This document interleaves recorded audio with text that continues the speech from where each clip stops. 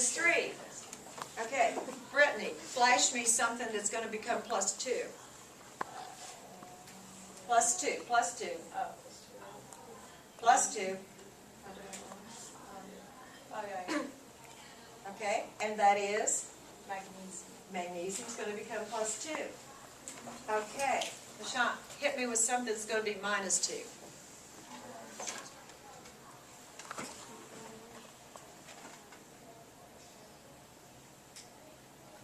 Yeah, tellurium. Okay, going to be minus 2. That whole family's going to be minus 2. Okay, now let's play the game a little differently.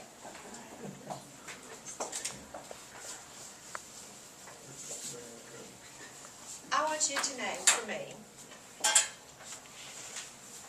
6 things that are, let's see, isoelectronic with argon. I want 6 things that are isoelectronic with argon. And one of them is going to be a little bit tricky, and we're going to venture into the Never Never Land to get one of them. Okay? I want things that are isoelectronic with argon, which is fancy words to mean the same electron configuration. Emily, tell me one. Give me a charge, though. It has to be +1 to be isoelectronic with argon. Good. Now, if you're working OWL, and if they ask you the name of this guy, you got to say potassium ion. 2 words. Instead of just potassium, you got to write out, I hate that, I got a lot of the red checks, or the red X's, nasty. Okay, and you got to say potassium ion. All right. Now, Alex, hit me with another one. Chlorine. Give me a charge. -1. Perfect, perfect. Timothy, give me another one. Sulfur minus 2. Excellent. Sulfur -2. If anybody questions one of these, slow me down and let's find out why. Jeanette, give me another one.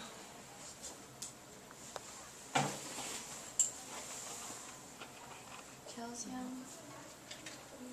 Okay, give me a charge. +2. Excellent, excellent. Good. Now let's see, we got 1, 2, 3, 4. We can get to 6. Okay, Antonio, can you hit me with one? Potassium minus. It's already been taken. um, Let's see. We're trying to get to here. Okay, somebody gave me sulfur. Somebody gave me chloride, sulfur ion, or sulfide ion, chloride ion. Somebody gave me potassium, somebody gave me calcium. There's 2 more that are possibilities. I don't know the name, but Okay, give me the symbol. like SI minus 1. SI? I'll take the S, but, okay, turn to somebody and say, help me out. Point at somebody and say, you want help. P minus 3. Ah, good, you didn't need help. Phosphide ion. Okay, could anybody, though, decipher the last one? This is where I say we're going into Never Never. Meredith. I don't know, but SC. Scandium. Okay, +3. Perfect, perfect. Very good. And there we did veer a little into the B family. Because you could not tell me. See, you might be suckered into think it's gallium +3, but no, it's got all those extra electrons in there, so it wouldn't be isoelectronic. See, to be isoelectronic, you got to get to 18. So how can we get to 18 with that scandium? Okay, now, Nina, did we get that resolved for you? Yeah, I think so. Okay, Brittany, is that resolved, or you were helping her? Yeah, I was hoping. Okay. Anybody have a question on that? Okay, that was ions. We're putting a hold on this because it shows up in a lot more depth in chapter 3 or 4, someplace like. So instead of damaging your minds twice, I'm just going to damage your minds once. and I'll just save it for all at once on how we name things. So we're going to omit that for the time being. Now, section 4, you've already heard the story too, is, let's go back and review that I have sodium. Sarah, tell me what its atomic number is of sodium. 11. And then, what is its atomic weight? 23 to the nearest whole number. So, atomic weight, if we round it to the nearest whole number. Okay, and that would tell us, 11, from this, the atomic number, that is equal to what? Let's review that. Nicole, could you tell me? The 11 is equal to number of what? Well, if it's neutral, yeah, but if it's not neutral, give me the other one. Protons. And you're absolutely right. If it's neutral, that's also the number of electrons. Okay, and then atomic weight, also called atomic mass, because we're sloppy, we switch back and forth. Atomic weight is equal to what, Trin? Do electrons weigh anything? No, essentially nothing. Remember they were the fleas on the cat? So, okay, not just neutrons. Help her out. Protons plus neutrons. Okay, and so you know about atomic weights. Okay, now, probably one of the most important sections here.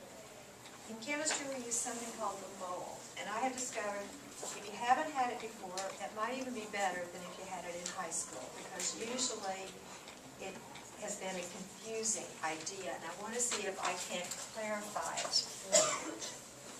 In everyday life, we use dozen, don't we? And 1 dozen always means how many pieces of stuff? 12. 12, and let's say particles. Okay, I want to think a little bit about this. 1 dozen is 12 particles. We just know that. Well, we could be talking eggs. A dozen eggs is 12 eggs. Or I could be talking oranges, and that means 12 oranges. In other words, one of the properties of this is that it is a general term. What I mean by that is I can talk about a dozen anything. A dozen eggs, and it's 12. A dozen oranges, it's 12. My sister actually has a dozen cats in her house. Well, actually, a dozen plus 1. She's got 13. She has a baker's dozen. Okay, so a dozen means 12. Whatever you use it on. 12 people, 12 students, 12 anything. Then, another big thing about this, that we can use multiples or fractions of this. Okay, I can say, go to the store and buy 2 dozen eggs. Well, we got 24. Or 10 dozen of something. So you can use a multiple of the dozen, and you know what it means. 2 dozen means 24. 3 dozen means 36. Or a fraction. You go to a restaurant, you want a half a dozen oysters. So that's 6 if the guy can count. So we can use a fraction or we can use a multiple. Okay, in chemistry, we do the same sort of thing. It's just that when you're talking atoms or molecules, if you've got enough to see, you've got millions and millions and millions of them. And so we want something like dozen, but dozen would not help us out. So we simply use something similar, and we call it the mole. And I think that's an unfortunate word that they've chosen, because people get the idea, if you say mole, that's the first part of the word molecule. Just treat it, it's a mole.